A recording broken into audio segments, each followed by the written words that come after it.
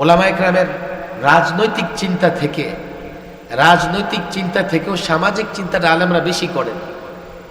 এই যে বন্যা হচ্ছে, আপনি জান না এখন ফেনী কুমিল্লাতে রাস্তায় যদি 10টা ত্রাণের ট্রাক থাকে, 9টা হচ্ছে আলেমদের নেতৃত্বে, ইমাম সাহেবের নেতৃত্বে, মাদ্রাসার ছাত্রদের নেতৃত্বে, শিক্ষকদের নেতৃত্বে। আপনি খুঁজে পাবেন না। যান আপনি ফেনীতে, যতগুলো ক্যাম্প করা হয়েছে শহরে, আমি তো যতগুলো ক্যাম্প ঘোরাফেরা করে দেখেছি, বাংলাদেশ সেনাবাহিনী মাশাআল্লাহ বিশাল ক্যাম্প তৈরি করেছে। এছাড়া আমি কোনো রাজনৈতিক দলের ক্যাম্প দেখি নাই। আলেমদের নেতৃত্বে ছোট ছোট ফাউন্ডেশন সংগঠনগুলো ক্যাম্প তৈরি করে জনগণের সেবা করতেছে, জনগণের খেদমত করতেছে। ভোটে দাঁড়াবে না কেন?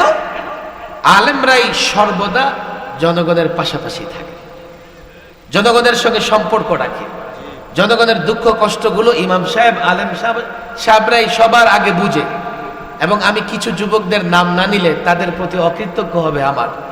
কিছু যুবক, তাও দাড়িওয়ালা টুপিওয়ালা কিছু যুবক, সৎ চিন্তার যুবক, তাদেরকেও আমি দেখেছি মহল্লা থেকে সামান্য কিছু কিছু তুলে তারা 6 ঘন্টা, 8 ঘন্টা, 10 ঘন্টা পর্যন্ত ওই 14 গ্রামের পরে জামে বসে থেকে এরপর দিন সকালে গ্রামে গ্রামে গিয়ে নৌকায় করে গলা পানি, কোমর পানিতে নেমে নেমে লোকদের কাছে শুকনো খাবার বিতরণ করতেছে।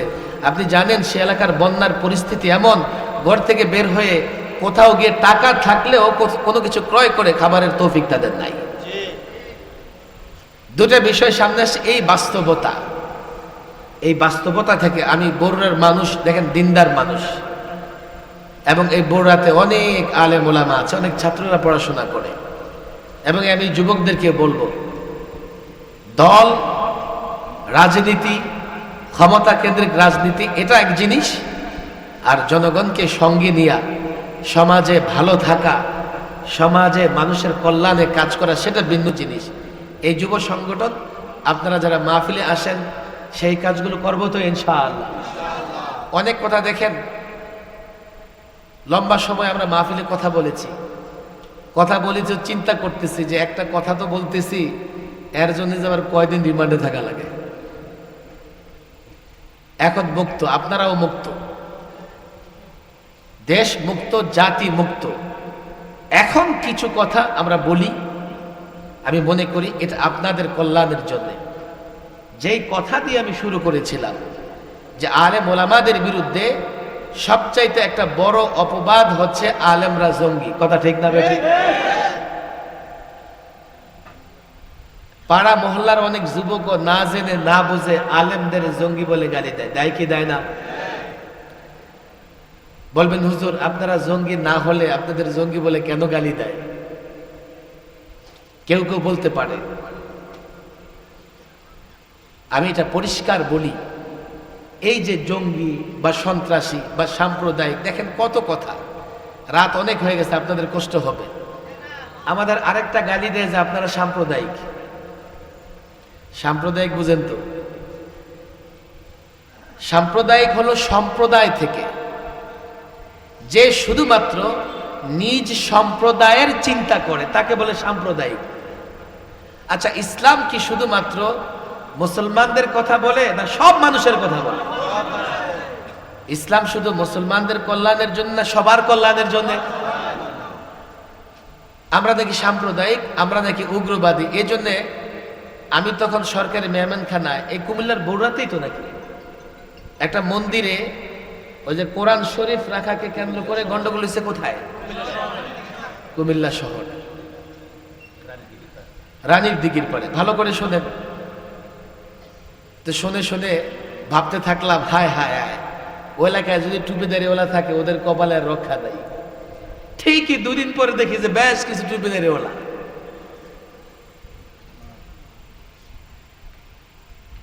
পট পরিবর্তনের পরে হিন্দু সম্প্রদায়ের লোকেরা বলতেছে, হায় হায় আমরা নিরাপত্তাহীন, আমাদের বাড়িঘর নাই, আমাদের এই নাই, আমাদের সেই নাই।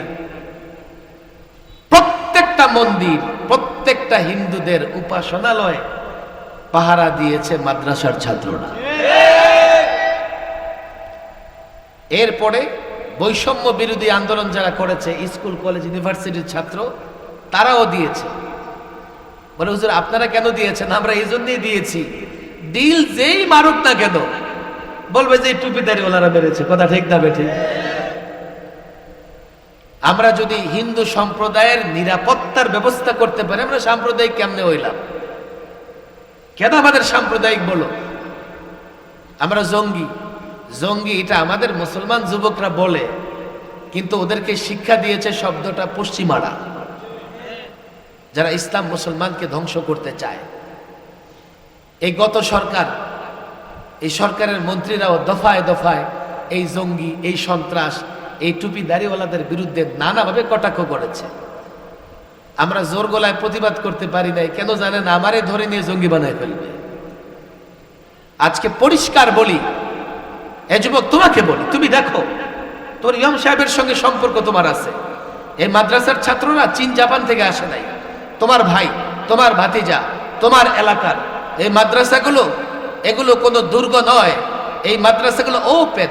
মাদ্রাসা মসজিদে তুমি যাও, মাদ্রাসার ঘরে তুমি যাও, মাদ্রাসার ছাত্রদেরকে তুমি দেখো। বাংলাদেশের প্রত্যেকটা মাদ্রাসা এলাকার লোকদের অনুদানে চলে। এগুলো জঙ্গলে কিংবা সমুদ্রের বুকে একা একা কোনো মাদ্রাসা চলে না। এই দেশের মানুষ প্রত্যেকটা মাদ্রাসায় প্যাট্রোনাইজ করে, সহযোগিতা করে, ছাত্রদের সঙ্গে মহাব্বত রাখে, মাদ্রাসা মসজিদে গিয়ে নামাজ পড়ে। মাদ্রাসার ছাত্রের 24 ঘন্টা তার সামনে উন্মুক্ত থাকে, কখন সে জঙ্গি হবে, কখন সে ট্রেনিং দিবে। হ্যাঁ, শামসুদ্দিন মানিকের মতো সেই চোর, যেই চোর কলাপাতা বিছায়া শুয়ে আছে জঙ্গলে, গলায় গামছা লাগায়া যাকে সীমান্ত এলাকা থেকে ধরে নিয়ে আনা হয়েছে, এই চোর, এই বেঈমান, এই নাস্তিকদের গোষ্ঠী টেলিভিশনে, টকশোতে আলেম ওলামা, মাদ্রাসার ছাত্র, দাড়িওয়ালা, টুপিওয়ালাদের বিরুদ্ধে বিষোদ্গার করেছে। আর ক্ষমতাসীনরা তাদের কথায় লম্প জম্প করেছে, দাম্ভিকতা প্রদর্শন করেছে। জাতির সামনে আগেও বলেছি, পরিষ্কার বলেছি, হ্যাঁ আমি দিন প্রতিষ্ঠার কথা বলি, আমি কোরআন প্রতিষ্ঠার কথা বলি, আমি ইসলামের জন্যে, দেশ রক্ষার জন্যে জিহাদের কথা বলি। আমি জঙ্গি নই, আমি সন্ত্রাসী নই, আমি এই পৃথিবীর সবচেয়ে নিরীহ, সম্ভ্রান্ত, ভদ্র। আমি নিরীহ নই শুধুমাত্র, আমি সমাজের মানুষের সঙ্গে কাঁধে কাঁধ মিলিয়ে চলি। যারা আলেমদের জঙ্গি বলেছে, আলেমদের সন্ত্রাসী বলেছে, এই মহল্লায় যদি কেউ থাকে, পাড়ায় যদি কেউ থাকে, এলাকায় যদি কেউ থাকো, তওবা করো। আল্লাহর কসম করে বলি, ক্ষমতাসীনদের পরিণতি দেখো। তওবা না করলে এখানেও তোমরা লাঞ্ছিত হবে, পরকালেও লাঞ্ছিত হবে।